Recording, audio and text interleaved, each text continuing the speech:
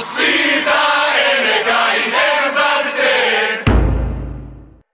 Pa dobro, Jaka, kaj meče smeti v mojo hišo, alo? Pa to niso smeti, to je letalska pošta. Posebna dostava, sam za vas. Ma nemoj. Upam, da je to vse za danes, da še ne bo kakšen shipping mogoče. Kaj shippinga, z ladjo ali kaj? Ne z ladjo, z ovco, Jaka. Imam še tale 2 pisma, bom kar v nabiralnik dal. Dobro, da je samo nekaj, joj, sonce ti, žarko. Pa kaj je zdaj to, gospod Mirko, kaj me obmetavate? Dajmo še enkrat. Akcija. Joj, sonce ti, žarko. Pa kaj je zdaj to, gospod Mirko, kaj me obmetavate?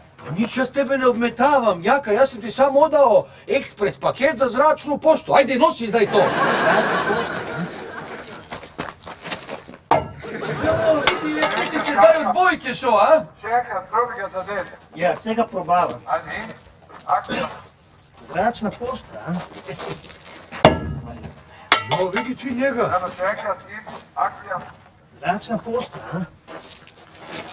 Jo, vidi, on bi se šel od bojke zdaj, evo ti. Ne, to ni odbojka, jaz sem vračam paket pošiljatelju, ni bilo znamke gor. Srečno, kekac. Srečno, bedanec, bedancasti. Tiš.